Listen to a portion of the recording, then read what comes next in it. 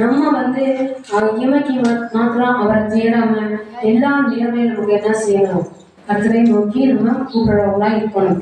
ஆண்டவர் அந்த நேரத்துல தான் நமக்கு என்ன செய்யறாரு, ஒரு ஆபத்து நமக்கு வரும்போது கர்த்தர் நமக்கு என்ன செய்யறாரு, நம்மளை விடுவிக்கிற தேவன். நான் முன்னோடு இருந்து நான் செய்யும் காரியம் பயங்கரமா இருக்கும் என்று சொல்ற தேவன். நம்ம இன்னைக்கு வந்து கர்த்தரை தேடாம போனோம், அசட்டை பண்ணலாம். ஆனாலும் ஏசப்பா வந்து உண்மையுள்ள தேவன். நம்ம அசட்டை பண்ணாம நம்ம எப்பறம் ஆண்டவரை நோக்கி நம்ம கூட்டோம்னா கர்த்தர் நமக்கு வந்து பதில் கொடுக்குற தேவன்.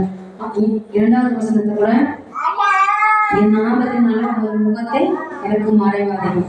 எப்படி ஆண்டவர் வந்து நம்ம எல்லா ஆண்டவரை தேடாமையே இருந்துட்டு, கர்த்தரை நோக்கி பார்க்காமையே இருந்துட்டு, அவரை பாடாமையே இருந்துட்டு, ஜெபிக்காமையே இருந்துட்டு, அவரை நோக்கி ஒரு ஆபத்து வர நேரத்துல அவரை நோக்கி கூட்டா எப்படி வருவாரு? வரமாட்டார். நம்ம வந்து எல்லா மனுஷர்கள் மத்தியிலும், எல்லா புறக்கணித்த மனுஷர்கள் மத்தியிலும், ஆகாது என்று தள்ள மனுஷர்கள் மத்தியிலும் ஆண்டவர் என்ன செய்யறாரு, என்னை நோக்கி நமக்கு ஒரு ஆபத்து வரும்போது அந்த நேரம் நமக்கு ஒரு முடியாம இருக்கிற நேரத்துல நம்ம என்ன செய்யக்கூடாது, ஆண்டவரை தேடக்கூடாது. வாலிபனே உங்கள் வாழ்வு பிரயாசத்தை கத்திரத்துல கத்திரை தேடுன்னு தான் ஆண்டவர் சொல்றாரு.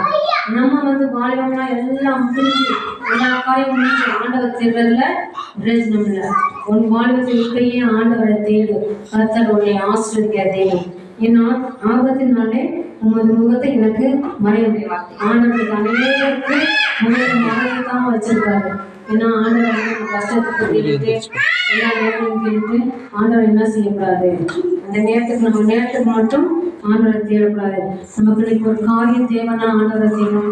காரியம் வந்துச்சுன்னா நம்ம என்ன செய்யணும், கலட்டி விட்ட போற ஜனங்களா இருக்கும், நம்ம வழங்கப்படுத்துகிற ஜனங்களா இருக்காம கர்த்தருக்கு உண்மை உத்தமமான ஜனங்களாய் நம்மளை எந்த ஜனங்கள் நம்மளை யார் வந்து நம்ம கேவலமா பேசட்டும், தூக்கி எரியட்டும், குப்பையை கூட நம்ம இருப்போம், ஒன்றும் பயப்படாதீங்க. ஆண்டவர் சிறியவனை குப்பையிலிருந்து உயர்த்துகிற தேவன், எளியவனே அதிகமா ஆசீர்வதிக்கிற தேவன்.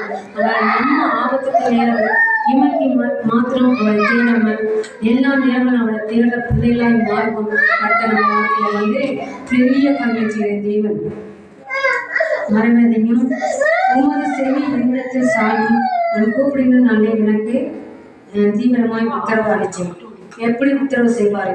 நமக்கு எத்தனை ஆபத்துகள் வந்திருக்கும், எத்தனை விபத்துகள் நம்மளை ஆண்டவர் நம்ம காப்பாற்றி இருக்காரு. இவ்வளோ நம்மளை நினைச்சு பார்த்தாலே நிறைய ஆபத்துகள் தான், நிறைய மனுஷனுடைய.